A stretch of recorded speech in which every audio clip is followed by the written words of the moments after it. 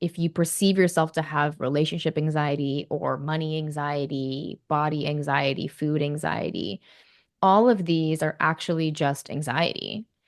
And your sense of trying to create control is being projected onto the thing that you feel the least secure about. So if you feel insecure, you go, oh my God, I'm freaking out about money. If you feel insecure, you go, oh my God, I'm freaking out about my relationship, or like, oh my God, like I need to lose weight, right? Whatever it is. And I want you all to know with so much love, like truly, that it's not going to be through that thing that you find safety. It's going to be through changing your relationship to feelings of non-safety. Hi, and welcome back to the channel. My name is Sarah Yudkin, and I'm a relationship anxiety coach who's here to help you learn about all things love, relationships, and how to navigate anxiety in your relationships. If relationships are really meaningful to you and you've gotten any value from my videos so far, I'd love to invite you to subscribe to my channel and become a member of the You Love and You Learn community. This goes a long way to supporting me in this channel and makes sure that you don't miss any new videos coming out. And if you enjoy this video, I'd love to hear from you. Drop me a like and a comment so I know what's resonating. Thank you for watching, and let's get into it. Welcome back. Oh my gosh, you guys, I'm so excited to be bringing you this conversation. It was such a fun conversation. I feel like I really connected with Sam, who is the guest today.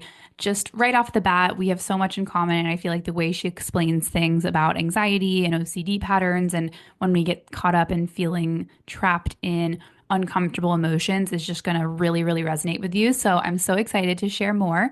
And I got a chance to talk to Samantha Chung, and she is known as Simplifying Sam on social media. She is a life coach and content creator who wants to help more people live fully as their authentic self. And her coaching style seeks to uncover and discover who you were before you had so many limiting beliefs or conditioning or fears, and to help you step into the most powerful version of yourself. And I love that because I feel like you can really hear in the way that she shares in this episode. She does that in such a beautiful way while also not bypassing the hard stuff, which is such an important piece of the puzzle. And she also is the co-host of a top-ranking podcast called Spiraling Higher, which I really enjoy listening to as well. So, without further ado, let's dive in. So excited to share this conversation with Sam, and let's get into it. Welcome to the show, Sam. So happy to have you here. Yeah, thank you so much, Sarah. This is an incredible pleasure. I was just telling you before we hit record that I've been engaging with your content for a while, and it took me a couple weeks to make the connection that this was the incredible woman I was actually recording a podcast with. So happy coincidence and happy to be here. Yeah, I'm excited to hear more about like your story even because I have engaged with your work from that more social media lens, but I feel like with social media these days, everything is just kind of like whether it's a quick clip or even yours are a little bit longer, maybe like 5 or more minutes, it's still only one thought from a whole Yeah. person. And so I would love to, even just for my sake, but for anyone listening who doesn't know you or your world, if you can share a little bit more about like how did you get into the work you're doing and like what does the moniker of Simplifying Sam represent to you? Like, where did you get that? Oh, I love that question. And it's interesting because I've been seeing quite a few comments on some of my more recent videos that say things like, how does one gain such wisdom? Or like, how did you learn this? Or how did you figure this out? And my answer is always the same. It's a hella lot of suffering. I think that suffering and pain is the catalyst for us to look within, for us to give up coping mechanisms because at a certain point they don't work anymore. So for me, my greatest coping mechanism for the longest time was control, perfectionism. A lot of that got projected onto my body and food. That was the one area I felt like I could control things, manage things, my anxiety. I was also a professional ballerina in my young teenage years. So there was a lot of external pressure as well, sort of mirroring my internal world of self-criticism and self-doubt and just so much Oh my God, so much self-flagellation. So my journey goes back. I mean, we could start in the womb with all the trauma that came from my mom's nervous system. But I think my story of healing and recognizing just how much anxiety I really had, it started when I moved to New York. I'll try to make this as short as possible. I was 18 and I moved there with two suitcases to New York and I was like, okay, I'm coming from the country. I was from Tennessee. And I was like, I'm gonna like make it big. I'm gonna become this like big ballet star. And that city chewed me up and spit me out. I was not ready for such a huge transition. I mean, I never lived anywhere else, first of all. So there was the transition of moving, and then ultimately the transition of taking my hobby, which was dance, ballet, and turning that into a career and trying to monetize my abilities and be hired as an employee. And what used to bring me a lot of joy and a lot of expression became the source of a lot of hyperfixation, a lot of like OCD, like rituals and patterns, which by the way were reflected in all of my peers. It almost like was harder for me to heal because no one was outside of me saying like, that's a little concerning or like you're being a little neurotic. We were all like that. Like we were like counting how many carrots we had in like the Ziploc bag, like the grams of hummus we were eating. So I started to, for a lack of a better phrasing, I just kind of started to lose it. Like this amount of control and fear and perfectionism started to create a breakdown. I remember I would be crying on the subway on the way to dance, and I was like, I don't understand. Like I wanted to move to New York. I wanted to do this dream, but I just wasn't okay. I called my dad one evening, and it was my very first panic attack. I don't know what was going on. I was like, I can't breathe, Dad. I'm freaking out. And he was really supportive. He's a doctor actually, so I felt maybe safe in his vocal presence, but just told me to breathe, go outside, take a walk. And when I came back from that walk around the block, I thought that something's not right. Like my intuition was kind of telling me that things were not as they could be. I wasn't as healthy in the mind as I should have been. And so I actually had the opportunity to go home for a quick visit in the summer. And I got home and I was like with my family. I was in my childhood home, and it was the first time I had noticed that my heart wasn't thumping. Like I had been existing for at least a year where I could always hear and sense my heartbeat. Like it was Mhm. heavy, it was hard, it was fast. And it was like the first time my body was like, we're okay, we're safe. And I just remember thinking, I have to learn how to create more of this feeling. Like, this is the first time I have felt safe. I didn't consciously think of it in that way at the time. I was only 20 years old. I just knew that I felt better. I was like, okay, this feels better. And so I made the hardest decision of my then young adult life to quit ballet, quit dance. I thought that dance was the source of all the criticism. I later learned that it was just internal and it was being projected there. But I needed to just remove myself from that environment to create new stimuli, new responses in my body. So I retired, if you will. I hung up my shoes and I started to pursue other things that interested me. And I'm such a Gemini rising. Like I was always reading, I was always writing. But the summer after I quit ballet, I found Eckhart Tolle's book in my dad's study. I've told this story so many times now, but it was the only one that stuck out to me because it was bright orange, which is my favorite color, and it Mhm. was A New Earth. And I don't think I understood even 50% of the book at the time, but the 50% that I did understand spoke to me at such a deep cellular level. This idea that I was whole and perfect and a part of something bigger.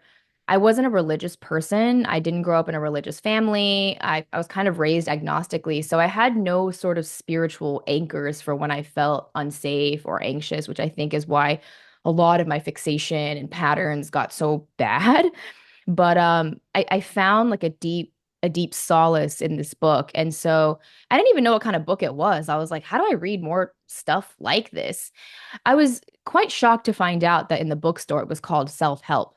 I feel like now it's called self-development, spirituality, philosophy, but at the time it was just called self-help. And I was like, that's weird. Like, am I someone who needs self-help? I remember thinking I was crazy, like I'm one of the ones who's losing their mind, but I got over that pretty quickly and I just found myself constantly hanging out in the self-help section. So all that summer, I just read so many books. I like found Gabby Bernstein, who interestingly we share the same book, Agent Now, which is like crazy to like 11 years ago me. But I just read all of these books and I was starting to find out, oh, interesting, like what I'm experiencing is largely to do with what I'm telling myself, what I'm believing. And I mean, that took a while to really understand because I think we really do think it is the external world causing our problems. Like, for example, in relationships, when we feel anxious, we're like, no, it's because you didn't do the thing, or it's because you did that thing. But it's not that. It's we feel anxious because we believe the thought that like they're gonna leave us or like they don't care. And then we project it onto like, oh, he left the shoes like by the door instead of putting them away, like I said, right? Mm-hmm. And we do that from micro levels to macro levels. Like we can do that with our job, we can do that with our body. And so I started to just understand on a deeper level that, oh, I'm experiencing a complete projection of my inner world. And that continued to unfold in such mysterious ways, that realization. I'll fast forward many more years, but I started offering what I came to know to close friends, even like acquaintances. And then I had several people reach out to me and say, what you said really changed the way that I approach my life. Like it was maybe nothing to you, but it really changed the way that I approach things. And then one friend had finally said, you should teach this to other people. And I was like, teach what? And I think Mm-hmm. that's so funny. Like whenever we become kind of skilled or well versed at something due to our own personal interest and engagement, we don't perceive it as a thing that's hard for other people. It's like, I don't know, if you're really good at drawing and someone was like, you should teach people how to draw. It's like, what? You don't know how to do this? It's so easy. So for a while, I rejected that notion because I thought, well, it's not that crazy to recognize that your thoughts and beliefs create your behaviors and your habits and therefore your results. I felt like it was such an obvious formula, but come to find out, it is not a very obvious formula to a lot of people. And so I was also at the time feeling really creatively blocked. I didn't have any space for creative expression. I was a realtor. And I know the story is getting so long, but I just felt like my whole day was just transactional. Mm. Like where was like the expression for the sake of expressing? Where was the creating just because I felt the impulse? So I felt the impulse in 2021 to just start recording on camera what I would tell my friends, like about manifestation, about law of attraction. These were concepts I was learning how to integrate more since learning about them intellectually 10 years prior. And initially, like no one cared, which was totally fine because I was like, you know what? This is just for myself. Like this is fun for me to create. And there's like 10 or so people who were like, this is good. And I think you do have to start from that place of not needing anything because you will crash and burn, you will judge everything you do, you will quit early, all of those things if you don't simply love the creative process of it all. But I was having fun with that. Like I felt as if, and maybe you feel the same way when you create your content, but you kind of like tap into that version of yourself that is going to deliver a message. And so it feels, I feel very connected when I'm teaching. So I kept doing that for several months or so. And then one of my videos just went crazy viral, like, I don't know, 11, 12 million views. I swear to God, like overnight, like maybe 2 nights. Wow. And I didn't have my notifications off at the time because no one was like liking my stuff, so it wasn't annoying. But I remember waking up the next day and seeing like thousand, like a th thousand something notifications or more, like 1,000 plus about this video. And the most surprising thing for me, which was paralleling what I had felt surprised by previously, but was everyone was asking, "Can you help me? with this. Like, can you teach me this? Can you make another video about this? Like, can you coach me? I Mhm. was like, oh, wow. There's a lot of people who want this information and maybe even more specifically, the way that I delivered it. And so that was an interesting integration for me where I saw, okay, maybe everything that I've ever struggled with has led me to be able to help other people not struggle with this as much too. And like that was the first time I like really felt that my work could be purpose led. Before that, I was just like every other person. Like I was just working to like make money and like Mhm. get by in life. Honestly, just get to the next day is how I felt like I was living. And then this response, which wasn't necessarily an external validation, it was actually an internal validation that happened. I was like, wait, this is valuable. Mhm. This can help people. Um, and so that's kind of where all of this spawned. I have felt really led by that ever since. I have obviously had moments of self-doubt and struggle along the way. That was almost 4 years ago. But yeah, it's been quite the journey, and I know I've been talking forever now. So that's No. that's the gist. Yeah, no, and that was so helpful. So keep talking away. A few things stood out, especially that are similar to my journey. I didn't grow up with religion or a sense of spirituality, and I think Interesting. I'm starting to see the the gap or the space where that does need to have some sort of presence in my life because kind of like Yeah. you, when I don't have this bigger trust in the universe or a higher power or whoever, however you explain it, or whatever people use, God, spirit, source, something bigger than you, it can really project outwardly, like you said, onto those Yes. more controlled habits or everything has to be under control. I have to figure this all out. I have to do it on my own and it starts becoming so heavy. And Yes. so I definitely resonated with that piece. And I resonated with especially the part when you said as well that it wasn't really about the ballet or about your body, but it was really like the inner voice that you have towards yourself or the beliefs that you have.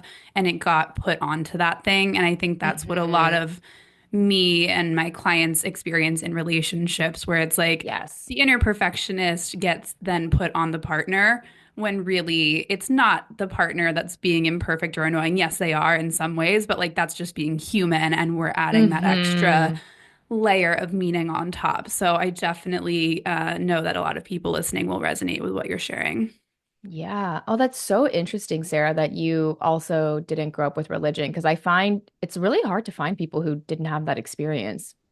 And I actually just through conversing with other people in my adulthood, like about childhood, religious upbringing, all of these things, I started to really realize like, oh, like this gap that I have is actually becoming so obvious because I would talk to people who, let's say they were raised like in the Christian church, but they don't go to church anymore. Like they're not necessarily like going every Sunday or being really devout or following the dogma, but they always had this really interesting way of moving through the world. Like my closest friend who her parents were very religious, made her go to church every day. Like she had to go to like church camp. Again, now she's not like a crazy practicing religious person, but she has this very, when I'm suffering, when it's really bad, like I know God's going to take care of it. And I'm like, who? What? I remember this is like years ago now where I'd be like, but how do you know? And she was like, well, that's the thing. Like the knowing is all you need to know. Like it's not an intellectual thing to know. It's you just know. And I'm like, know what? I kept trying to know with my brain because I had never really been taught the spiritual somatic surrendering trust of like it's gonna be okay. I Mhm. think that actually my highest core belief at the time was it's not gonna be okay. That's actually what kept getting projected onto everything in my life. Like as soon as I would experience any sort of feeling of anxiety or perceived overwhelm, it would just trigger that belief even stronger. It's not going to be okay. So then all of my hyperfixation came online, all of my coping mechanisms, which were causing even more distress, right? Like for me, it was a lot of food fixation, right?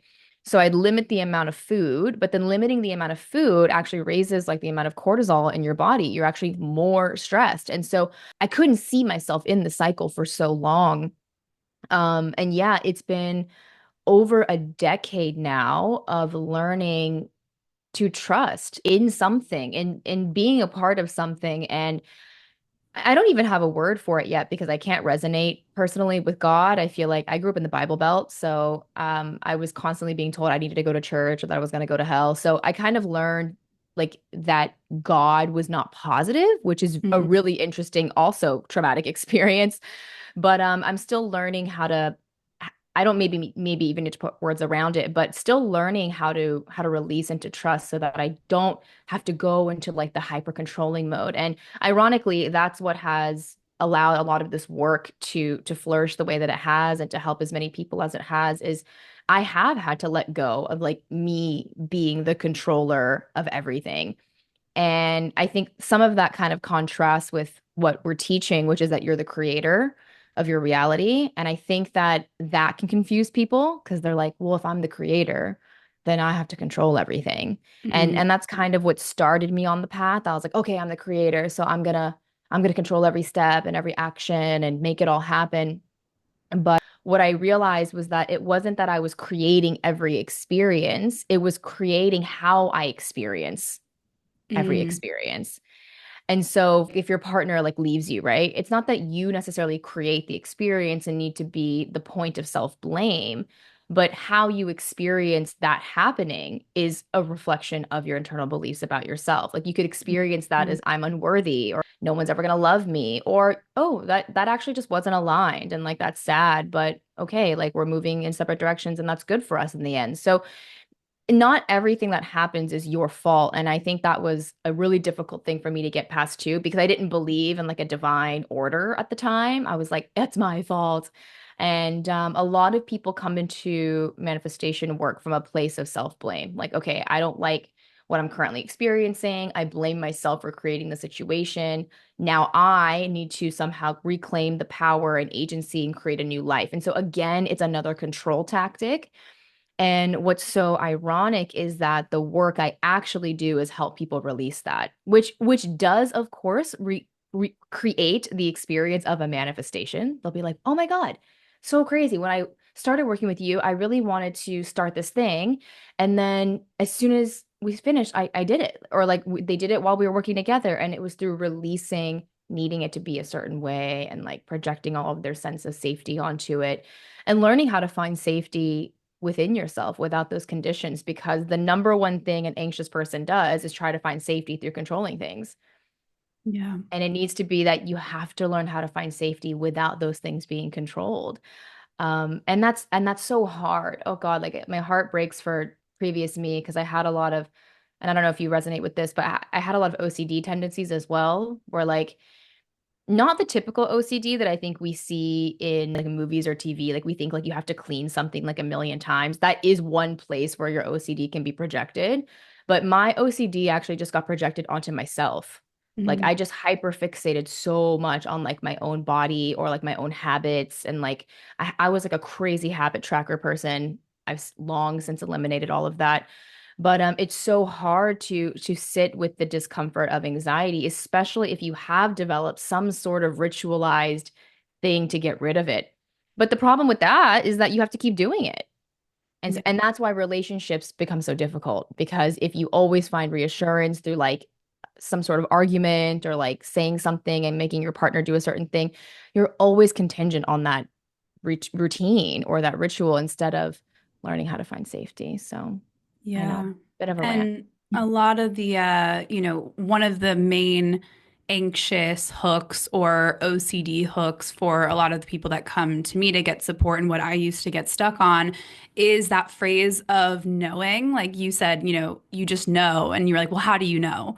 Yeah. People will say all the time, like romantic relationship wise, they'll be like, well, you just know. Like you meet the right person and you just know, or when you know, you know. And that was such a trigger phrase for me Mm, because I was like, how do you know this? What do you know? Like my parents got a divorce, like they knew something and then that didn't work hmm. out. So like, what do you know? How can I predict the future? It was all about trying to feel safe and in control and to avoid what I want to get to in our conversation, avoid negative emotions of fear Yeah.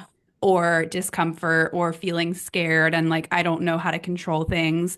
So it was all trying to get back into control. So then I would have those tendencies of analyzing every conversation or analyzing myself and how compatible we were together and is he good enough and does he look Mm-hmm. attractive enough and all these things that are part of the anxious and OCD patterning because it helped give a false sense of safety. So a lot of the Yeah. compulsive behaviors for someone with relationship anxiety or OCD is the mental compulsions of like constantly feeling like you Yes. have to just be on the hamster wheel thinking about things, or else you're doing something irresponsible and or else you're Yes. bypassing something very important that you're gonna miss.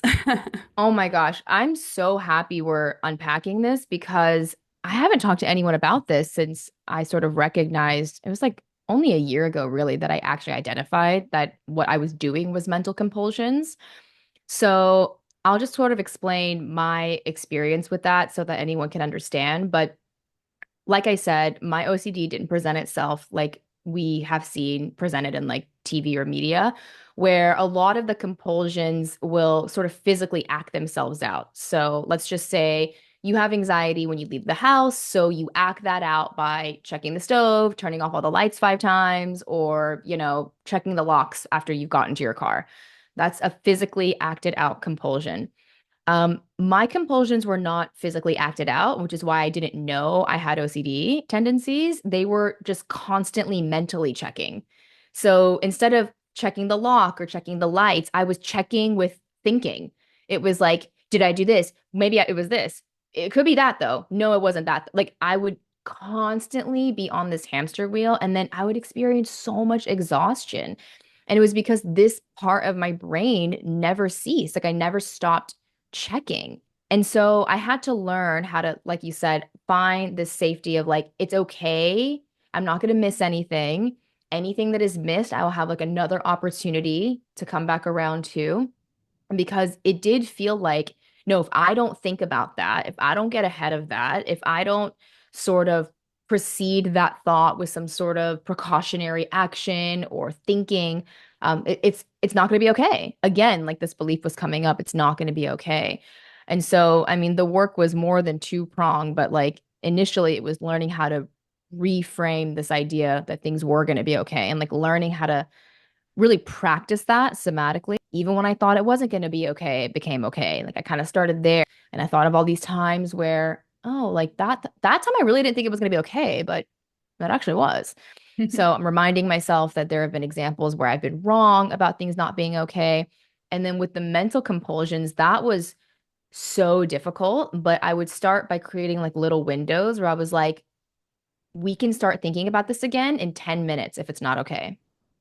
If in 10 minutes it's not okay, we can go back to doing this.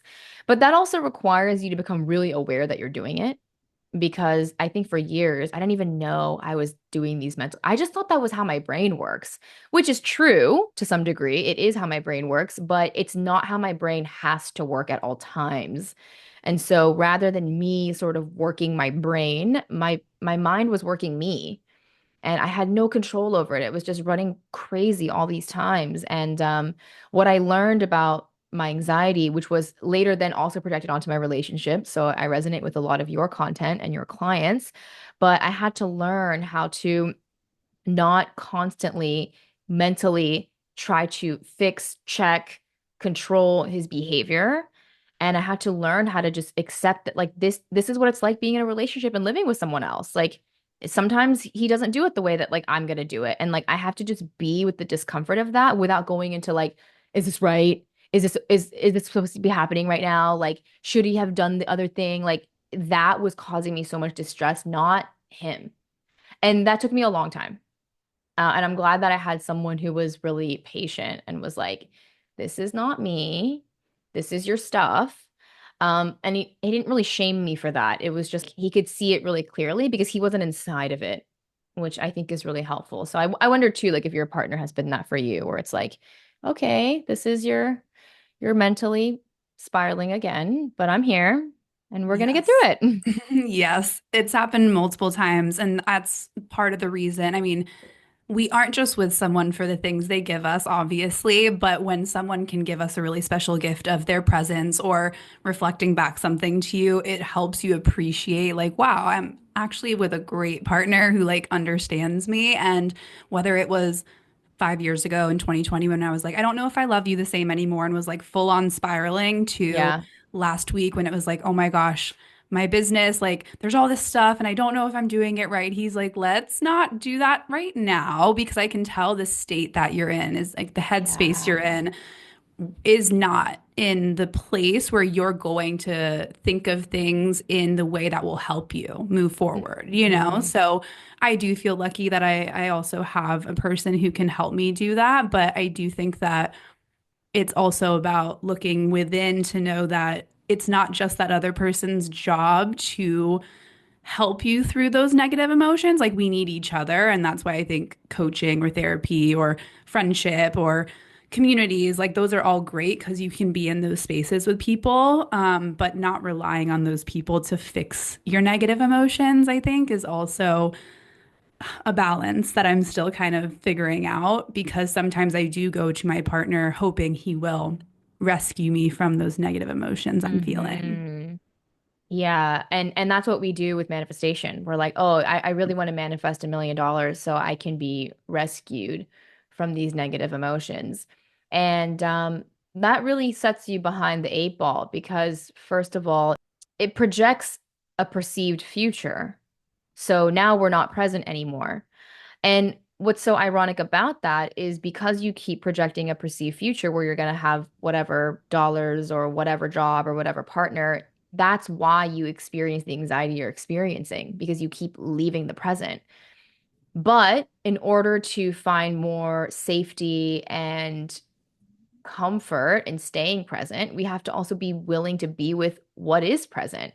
And sometimes that is the anxiety we've been creating in our bodies by constantly worrying and doing these mental compulsions, going into the future, worrying if things are not going to be okay.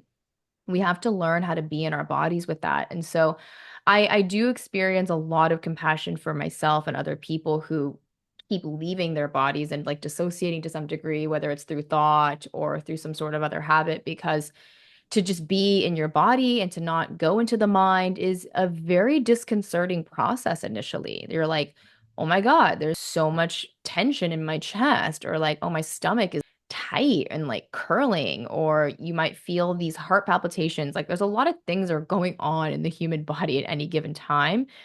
And we as humans are able to kind of divorce ourselves from that. Like, we can actually kind of like live neck up, right? I feel like we're half of us, more than half of us, are just like walking heads, no connection to what's going on in the body. And so to be in the present and to give up your idea of a perceived future can feel really uncomfortable at first. But learning how to create a new relationship to the present moment and whatever it contains is what allows for you to open up and receive those things that you think are going to come from the future, because they don't come from the future, they come from the present. But you can't receive them because you're never in the present. And so a lot of manifestation work is about learning how to be in the present and receive, but it also involves you changing your relationship to what you perceive as negative that could be coming up in the present moment. And so we experience a lot of anxiety, a lot of fear, a lot of insecurity. And rather than learning how to change our response and relationship to that, we say, I can get rid of this by getting someone to love me. I can get rid of this by getting a new job. I can get rid of this by achieving the next thing. I can get rid of this by becoming quote unquote successful. And so we actually never change the relationship to the negative feelings. And this is why it's very disappointing if people do end up being able to manifest the object of their desire. Like, we've heard of celebrities, for example, like winning a Grammy or an Oscar, and then they say in some interview, like a year later, they went home and cried all night Hmm. because they finally got the object of their desire and then went home and were like, I still feel bad. And not even realizing that it was the anxiety or like the shame or guilt that kind of drove them to that place. And so regardless of whether you manifest your Oscar, Grammy, or whatever it is you're after, you will have to change your relationship to negative emotions because they're actually not negative. They're just emotions. they're just sensations and they're part of being human. And yeah, I think that we really romanticize and fantasize about being a human that doesn't experience any of that, but there isn't a human that doesn't experience any of that. And so this work, whether or not you are in the place of receiving your manifestation or perceive yourself to be far away, there's no place you need to be in to start changing your relationship to what you perceive as negative and learning how to befriend that, because that is what's going to allow you to be more present to life and actually have you notice all of the abundance you are already soaked within. Like there's so much to notice, but you keep leaving. It's like I just kept leaving the present moment and I couldn't see all the goodness around me. And that's a beautiful thing that happened in my relationship. Like the more present I became, and I'm sure you've experienced this too, Sarah, you're like, oh, you're actually like a really great guy. Sorry, I demonized you and was crazy. But it's like when you're present, you can notice those things as opposed to when you're in your mind, you're constantly trying to fix, control, or like block and shield yourself from bad things happening. It's so ironic. You're creating the bad thing that's happening. The bad thing that's happening is your compulsory pattern of trying to control. Like that's what feels bad. And it's so ironic because you think that's the thing that's going to prevent the thing that feels bad. But it's like there is no thing that feels bad besides the present pattern that you keep creating of trying to block them from happening. And again, like that's a sort of intellectual running around about that pattern, but it is a somatic awareness you have to develop of that. And to develop a somatic awareness, you have to be willing to be present with discomfort. Otherwise, you will dissociate to some degree. Yeah, no, all of that really resonates with me for sure. And I've had those kind of moments of clarity where I'm like, oh my gosh, you're the best. And I'm just creating a swirl of stuff Yeah. around our relationship that makes it really hard to enjoy who you are. Yeah. So I can definitely resonate with that. But like you said earlier, we don't blame ourselves for the patterns. We try to relate to them in a more compassionate way. And it's not about blaming, it's just observing, like, oh, okay, this is something I keep getting stuck in. And like, I think that my own inner stuff is spilling into this interaction with this person or this thing that's Yeah. going on. So relate Yeah. to that. It's quite a uh, shocking realization when you can see with a lot of awareness that you weren't even in the relationship, you were in your head. Like you weren't actually experiencing the relationship. You were experiencing almost like a mental sticker you put on it. And then you take off the sticker and you're like, "Oh, that was just a sticker. Like this is what it was actually concealing." And I mean, I've had that experience many times. And I feel like the best example I can give people, which has really resonated with a lot of them, but is that when you drink or when you get drunk, no one else is experiencing that in the same way except for you. Mm, And the world isn't spinning, right? Nothing changed about the world. Your internal lens, map, paradigm, way of experiencing the world changed because of what you ingested. mm, Right. And that seems pretty obvious. We're like, yeah, I know. I drank, so I experienced the world this way. But the world doesn't actually become that way. And that's kind of what happens with us when we become consumed with our anxiety and our mental compulsions. And my best friend and I actually say to each other, like, you're drunk right now. Like you're literally drunk off anxiety. And it's mm, changing the way you're mm, experiencing the world and your relationship and your business. And my very first business coach was maybe the first person who really helped me see that all of my business problems were not business problems. They were personal problems. And she was like, your business is fine. Nothing's happened. Nothing's changed since last week. Cause I'd be like, oh, I'm freaking out. Like, I need to fix my email marketing. And then, like, oh my God, I need to figure out the Canva PDF workbooks for like this. And she was like, no, your business is fine. You're not fine.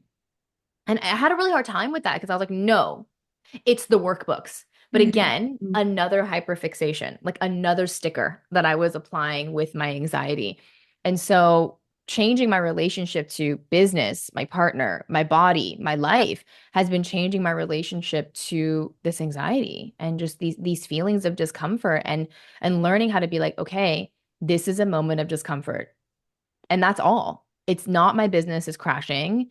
It's not everything is falling apart because if you go into that, oh my gosh, like there's no end to that, right? But it was learning how to manage and be with, okay, this is uncomfortable. and noticing that what I wanted to do as soon as it got uncomfortable was find a thing to control. So then it became about the email marketing. Oh my God. Oh my God. The email subject is not what I said I need it to be. Like it's like it's not the email subject. Like that doesn't matter. People are going to open it or not open it. It has nothing to do with whether you put an emoji in the email subject heading or not, Mhm. right? But I would find myself doing these things and I started to learn there were patterns. And so I would notice when I am making something really important, that's how I know Mm. like I'm in the pattern because nothing is really more important than me feeling safe and present. That's the most important thing. Or my partner feeling loved and me feeling loved. But as soon as I get into like the subject heading is really important, whatever, the cleanliness of the apartment is really important, or I don't know, like I can't think of an example, or Instagram caption, really important. I'm like, oh, there I am. I'm Mhm. in my loop. And we have to also notice the loop without judging the loop, because that's a whole nother loop. Yep. Like, oh my God, like the mind has like so many like hoops it can like jump through. It's like metacognition is just more cognition, right? So I would start to like judge my loops initially and be like, oh, why do I keep doing this? Like, why can't I just be normal? Like, why can't I just be chill? And I learned that that was actually one of the most harmful things I could do to myself. I really started to externalize my patterns like they were children. And we would never be like, why are you like this? Why do you keep doing this? We'd be like, oh, okay, you're stressing out again. You're doing this. Help me understand why. So I had to learn how to stop judging the loop. But then eventually my acceptance practice was, okay, I go into this loop. That's something I do because I didn't even realize that for the longest time I was trying to get to a place where I didn't do the loop, like where I didn't go into Mhm. anxiety, where I didn't do that. And I'm like, no, that's what I do. Yeah. And it felt like I was accepting such a bad, horrible part of myself and that that was going to ruin everything. But that was the secret to like the best parts of my life thus far was just accepting that this is my experience of being a person. I go into the loop. I'm going to project onto my business. I'm going to project into my partner and get upset and find something that is not important and make it really important. And then I'm going to notice myself and I'm going to have to be compassionate that I did that and come back every time. It's like a constant forgetting and remembering. And I asked ChatGPT. Apparently, that is the hallmark of the human experience, forgetting and remembering. I was trying to get to a place where I was like, how can I always remember? And they were like, You being a human can't. is always forgetting. Yeah. So this is it. Like, and that's why I love your content so much because I feel like you're actually showing people what it is to be a person. Most people are trying to show people what it is to be a 2D image with no Mhm. feelings, with no contrast. And that's not living. Yeah. Oh man, that made me laugh when it's like ChatGPT knows like this is the human experience, but it's not even necessarily human that it's telling us that. But I'm like, that is actually true. Thank It's you. actually true. Yeah. Oh, I love using ChatGPT because Me too. it has so much objectivity. Like it's not trying to convince me either which way. It's just like, no, the human experience is duality and contrast. And yeah, it's always being connected, but forgetting that you are. Yeah, forgetting and remembering though, like that's really powerful. That really landed with me. But I would love to like if we're a fly on the wall or if I'm a fly on the wall watching you go through that forgetting and remembering moment, like what are the things either you're saying to yourself in your head or like what are the actions you're taking towards your body, whether it is movement or like breathing or like what is the moment that you kind of come into the remembering and how do you support yourself through it? Because I feel like a lot of people, including myself, you'll Mhm. hear these phrases like you have to move toward the discomfort or you have to like be in relationship with your negative emotions. And I think Yes. sometimes that is Mm, kind of confusing because it's like, well, it what does is. that mean? So I'd love to hear like how you would walk yourself through it. Yeah, that's a really great question. And you're right. People are very confused. I hosted an IG live last week and I kept mentioning the phrase sitting with your emotions. And then it made me realize that I needed to clarify that I don't actually mean sit down and be with your emotions. You can, that is one of the ways we can sit with our emotions. But what I really mean is actually continue to live your life as normally as you can with the emotion present. Mm. So it's going on the walk and being with your emotion. It's not going on the walk to get away from your emotion. It's, I'm going to go for a walk and okay, we're anxious on this walk. And I've learned to create some movement practices that I do when I experience this heaviness or this like concern or this like sort of impulsive, controlling feeling inside, which is just to do the movement practice as normal without trying to change what somatic experience is happening. Now, most people are trying to like do the yoga, do the workout, do the breath work to get rid of the emotion. Mhm. And so that resistance is actually making it hard for them to experience the absence of resistance, which is what they actually are after. So the practice is not so much, here's what to do to get rid of it. It's more an invitation and suggestion to do as normal with that thing. Because the more we actually continue to like, okay, still go on the walk, but I'm anxious. Okay. Still go on the client call, feeling a little bit overwhelmed. That's okay. Right? We show our body that we don't have to have an internal reaction to what's happening inside because most of Mhm. us are experiencing internal trigger, like, okay, I feel anxious or I feel insecure.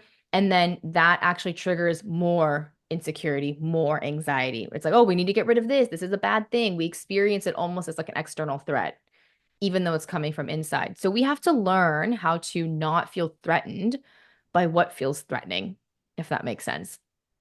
So again, the invitation is when you do feel this way, don't try to figure out how to not feel this way. That's actually what's going to continue to make you feel this way. I just recorded this video on how the way to relax is not to try to find a way to relax, it's to be okay with not being relaxed, Mhm. which is so ironic. It's like the Chinese finger trap of all Chinese finger traps. It's like, oh, what do you mean? Like, I want to relax though. It's like, but wanting to relax is more tension, right? It's Yeah. resisting what is there. So I would say find a movement practice, like let's say it's a walk, it could be quick yoga flow on YouTube, it could be a dance practice, whatever it is that you do, and do it with the emotion there, not trying to change it. I even say to myself, like, okay, we're going on the anxiety walk. Like the intention is to literally walk with the anxiety and not be like, okay, I got to walk to get rid of my anxiety. Okay, I got to go walk to clear my head. I think we have a lot of these intentions that are to really resist what's present. And that's why they don't work. And I think Mhm. that's why you're asking the question. It's like, how do I get rid of this thing? And it's like, no, how do I learn how to just be with the thing? And that's the thing that gets rid of it because the thing that I realized is that you don't get rid of it. It changes. When you are there trying to get rid of it, that is just your mind. And that's actually creating more of the mental resistance and tension you feel in your body. So it's not you who gets rid of it, it's you who accepts that it's being there. And then it changes, it dissolves, it alchemizes. Like you just kind of notice it dissipate over time. It's like a wound. You scratch yourself or like get a paper cut, it hurts, but like you don't heal it, right? It heals, Yeah. right? You do what you can to support it. Like you could apply like an ointment, you can put a band-aid on there, put less pressure, these types of things, but you don't heal it. There's a natural sort of loving healing process that is kind of enveloping you. And so I feel the same way with the emotions. Like you don't get rid of your emotions. Your emotions come and go.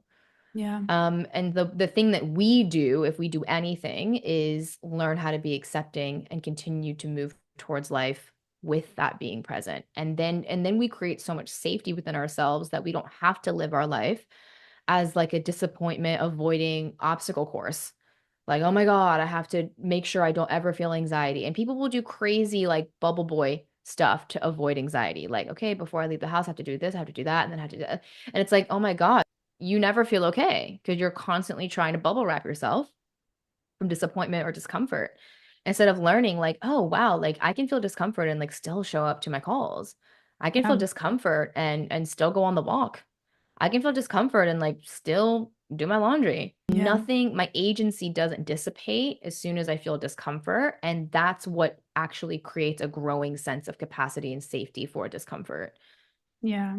I love that. The anxiety walk is like such a simple yet not simple thing. Like I feel like that's such Yeah. a key takeaway for me or for anyone else listening. I feel like I have my own versions of this, but it's like we're going on an anxiety walk. Like it can be there. Like it doesn't have to be to get to the end of the walk and feel some type of way. Maybe that happens as a byproduct of you moving your Yes. body or being more kind to the emotion there. But I think that's where we get stuck, and that's where the control piece comes in of like, well, I need to change what's happening in the Yes. world around me, and then it feels very heavy and tight. So I really relate with Yeah. that. Yeah, because a lot of those uncomfortable sensations trigger the core negative belief, which for me was it's not okay. It's not okay. So what I had to do was take actions that showed myself it was okay, which was very simply to be okay with it. Like being okay with it is what makes it okay, right? Like Yep. if I cry in front of you or I feel anxious in front of you, the way that I learn it's okay for it to be sad or anxious is for you to be okay with me being sad and anxious. Hmm. If you try to change how I'm feeling, the message I get is that it's not okay. So ironically, trying to change the sensation is what's making the sensation not okay. I mean, again, like this is an intellectual way of describing the process, but it is going to be somatic and it is going to take longer than the length of this episode to understand in your body. But learning how to create that window of tolerance of okayness for like, okay, like I'm anxious and we're gonna go on the anxiety walk. Like maybe that walk is only 5 minutes and that's all you can handle for the day. And then maybe you go back into mental compulsions for the rest of the day. It's going to be learning how to, that's the thing about healing too, is it all happens slowly, like true healing. There's no such thing as like a spontaneous healing, I don't think. I think everything is brick by brick. So this desire even to like maybe be okay with all of your emotions suddenly, because I remember learning this and thinking, okay, I'm just gonna like be okay with all of them. That's not going to happen overnight either. So Yeah. many parts of you have learned to fear and not be okay with that. And so yeah, I think that this healing is learning day by day, trigger by trigger, how to expand that window of tolerance just a little bit more. And so, my invitation is how can I be okay with this for 5 minutes? And maybe that does look like physically sitting down for 5 minutes, or it looks like just doing the dishes for 5 minutes with a lot of anxiety in your chest. Yep. And you're like, okay, that was me being okay with it. And if you go back into like mentally rehearsing the day and trying to mentally check, okay, that's what you do to feel safe. That's okay for now. Next day, next week, whenever you have that trigger, it's like, okay, how do I be okay with this for 10 to 15 minutes? All right, we're gonna go on the walk. We're still gonna get dressed. We're gonna put on my makeup, even though I feel like I'm gonna throw up right now. Like you just learn how to be less reactive. And then the less reactive you become, the more your body learns like there's nothing to react to, right? Like if one person's really anxious and they're around someone who's really calm, they're getting the messaging that there's nothing to freak out about.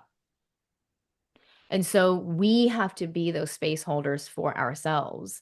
But what happens is we feel anxious and we're like, oh my God, I'm anxious. Like we should freak out. Like we should do all the things that we do when we normally freak out. Instead of, no, we're just doing the dishes. We're gonna go for a walk. Like there is not a thing to freak out about, even though I am freaking out. I'm not freaking out about it, which is such Yeah. a weird thing to sort of verbalize because it's like, okay, so there's multiple versions inside of me, sort of, right? Like I almost consider like my emotions to be like this child, and then me as the awareness is the mother. And it's like, yeah, okay, you're freaking out. Like a part of me's freaking out, but I'm not freaking out, if that makes sense. Yeah. And it allows there to be space and okayness for what feels not okay, which creates a more okay sensation over time. Yeah. And even though I feel like it's kind of overdone now, people giving this analogy, but I really feel like for anyone who's struggling to think about the different parts of them, like the inside out characters, like that, it just Mm-hmm. feels like a clear way to see it where it's like, okay, Riley or the console. It's like she's a Yeah. human, but then there's these different parts or the different versions of you that have different emotions. Like that to me always has just been like, oh, like that makes so much sense. Or like there is a part of me that's excited to do something and sometimes scared at the same time, but that doesn't mean like either one of them is canceling each other out. So I think that is a really great way of explaining it. And to bounce off what you said about healing not being something that happens overnight, like I can see the growth that I've had in the last 5 years and also see where I still have more growth because almost 5 years ago is when this all started because I had so much overwhelm, so much stress around relationships that I was like, I need to figure out how to get better at relationships. Like that was my inner controlling Yep. perfectionist part. And I was like, well, if I'm so anxious all the time, it must be because I'm doing something bad and wrong. And it kind of came out of this shame-based thing. And Yes. 5 years later, I'm not having as much of those relationship anxiety judgments anymore. Like, I still have my moments, like, we all have human relationship moments, but now I'm seeing some of that seep in my business. And last week, when I was kind of in this frozen state of just like, I feel stuck or whatever. It was because I was resisting negative emotion. I was feeling uncomfortable or feeling in limbo, and I feel like there's a next chapter coming. I don't know what it is. I'm trying to control and figure it all out. And so the same pattern is showing up, but the way I responded to it maybe took a few days instead of a few weeks or a few months. Yes. And that's where the growth happens. But I'm still very much soaking in this conversation as like, oh, yeah, these are reminders I'm going to carry with me for myself because I'm practicing all of this alongside everyone. Yeah. I mean, me too. Like, and it's been taking some time to integrate that acceptance in and of itself is a journey, not a destination. And I think some of us think that, oh, if I become like more accepting or healing, if I heal more, that we're gonna like end up perched somewhere perfectly content and happy, monk style.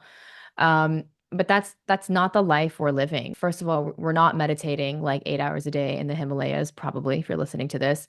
Mhm. You're living in a very overstimulating environment.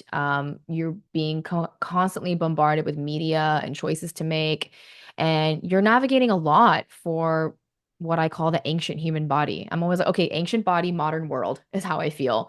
Like I almost feel we took our bodies from like 300,000 years ago and then time traveled to the year 2025. That's us right now. We have not evolved much past 300,000 years ago, but we have adapted to so many new technologies and ways of being, and a lot of them are just overwhelming for our body. Yep. And I've accepted that unless I am going to go live in a mud hut with no internet and no technology in the woods, I'm going to have anxiety. Like Yeah. I just am. Like I'm not living in alignment with nature all the time, right? We're having to tell ourselves to go take the walk like once or twice a day, even if that. Like sometimes I don't even take the walk, right? Yeah. So because I'm not living in this perfect like circadian rhythm oriented nature sort of lifestyle, I am going to have anxieties. Like this is the best I can do. And I think that learning that this world is hard for a human to adjust to has made me more compassionate. Oh my God, it's a lot. I'm in a tiny apartment right now. My desk is in my room. I'm like, this is crazy. Where I sleep is where I work. Like this is a lot, right? I don't go Yeah. to a separate workplace. So I'm just learning that with the kind of lifestyle that most of us are trying to lead, yeah, your body's going to get a little bit triggered and a little bit anxious, and your acceptance and your healing is day by day. It's not like a permanent place you end up where that never happens anymore. It's in the constant commitment and ongoing compassionate dialogue with yourself, no matter what's happening. I love that. It feels like that came pretty full circle. But before I ask my final couple questions, is there anything else that you feel like we missed as part of this conversation around hard emotions or releasing control? I mean, there's so much we could go into, but like anything that Yeah. you feel called to add in. I don't think so. This conversation felt really, really perfect for me at this time. I find that most podcast interviews, I don't get to really talk about this, about how actually what motivates most people to want to come to the work and what motivated myself to come to the work was an extreme lack of perceived control. and a lot of anxiety. Like I've never talked about OCD on a podcast. And so I really felt like I got to show a more honest part of myself. Not that other parts of myself that I've shown aren't really me, they are, but yeah, this is kind of showing the more like the behind the scenes. It's like this is what really happened. Like you feel so crazy, you feel so out of control that eventually you're led to something more supportive, hopefully. And I'm lucky I didn't have like a lot of other physical coping mechanisms at the time. Obviously, people can cope in a lot of ways, self-harm, right? Whether that be literally physically or what you ingest. I just had a lot of mental overthinking, and I think a lot of if you're an eldest daughter, you probably resonate with that. We just are constantly, oh yeah. Me too. I was actually gonna intuit that. I was like, are you an eldest daughter? Because I just find that it's like textbook, okay? We are all such insane overthinkers, overprotectors, like watching out for everything. Um, but yeah, I don't really get to talk about that as much. And so I'm glad you provided the floor for that. And yeah, for anyone listening, I think that hopefully what you've learned is that if you perceive yourself to have relationship anxiety or money anxiety, body anxiety, food anxiety, all of these are actually just anxiety. And your sense of trying to create control is being projected onto the thing that you feel the least secure about. So if you feel insecure, you go, oh my God, I'm freaking out about money. If you feel insecure, you go, oh my God, I'm freaking out about my relationship, or like, oh my God, like I need to lose weight, right? Whatever it is. And I want you all to know with so much love, like truly, that it's not going to be through that thing that you find safety. It's going to be through changing your relationship to feelings of non-safety. Because if you control your body and if you control your relationship, if you control your money, you only perpetuate that your safety comes from controlling that thing. Mhm, mhm, And so the controlling just like never stops. And that for the longest time for me evaded me, but it was me learning that my pattern was the reason why I felt out of control, not the things I was projecting it onto. And I just want you to know that whatever you're struggling with, I promise there is a healed version of you that relates to that experience with a lot of compassion, a lot more safety, a lot more ease. Like, for example, Sarah, like you have a lot more ease in your relationship now than you used to. There's a version of you that exists who can see money, relationships, body, food, business with a lot more ease when you create safety with your perceived negative emotions. I love that. So well said. Well, the last question I asked all my guests, because it's the You Love and You Learn podcast, what is one thing you have learned about love that you would want to leave listeners with?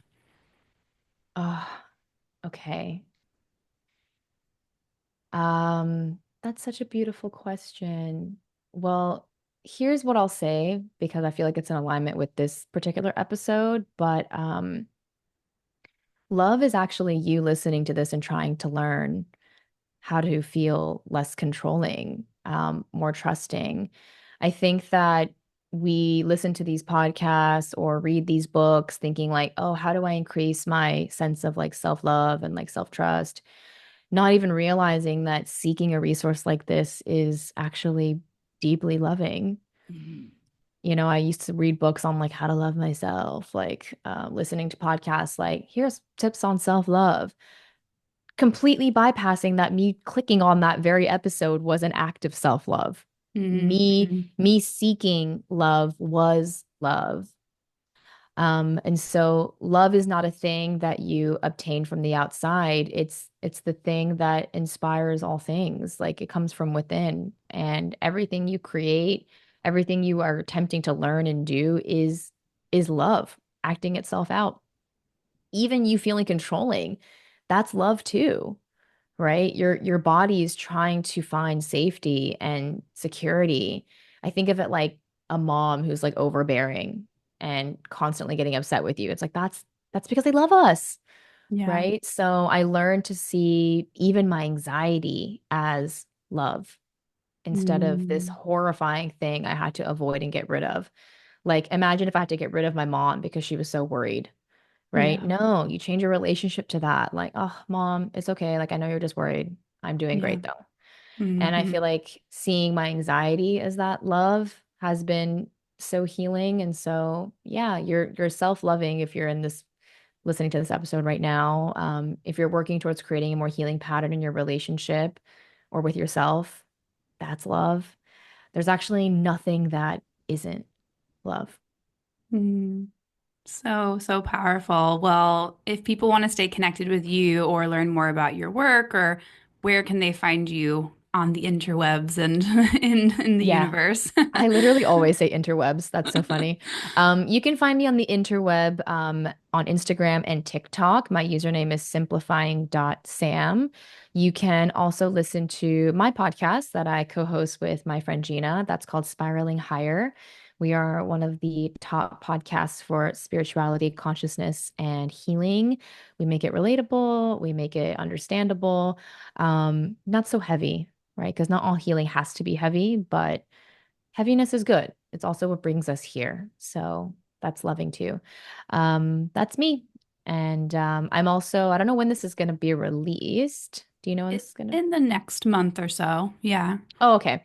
Well, I'm actually a speaker at the Rich Girl Conference on March 8th and 9th in Orlando, Ooh. Florida. So if this is before then you can look into that. Just Google it and see if their tickets still available. If you're in the Florida area, otherwise, yeah, just keep an eye out for hopefully my upcoming book by the end of the year. Yeah, that's so exciting. And I can definitely attest to, I haven't listened to all of them because I mean, realistically, like I don't have the time to listen to anyone's every episode of podcast, but I've listened to a handful of you and Gina's podcast, Spiraling Higher, and I love it. And I've shared it with some friends as well. So you guys are doing amazing things. And there's an inner part of me that's like, oh my God, it sounds so fun to host a podcast with someone else. So that's something in the back of my mind that I am exploring. But thank Yeah, you. it's a passion project for sure. And we have a lot of fun doing it together. So thank you for sharing that. I'm in like a space right now where I'm really receiving the kind things people say.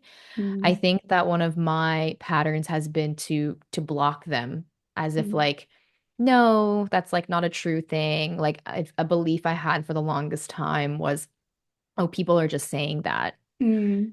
And then I had this huge realization that when I tell people about things that I love or have helped me, I'm not just saying that. No. Like I'm genuinely saying it because it's the truth. And Yeah. so I had this like huge realization that it's probably true that people mean that if they're saying it, otherwise they wouldn't say it. So I just wanted to let you know that I'm receiving your comments today. And if it was like a Mm. month ago, I'd be like, she's just saying that.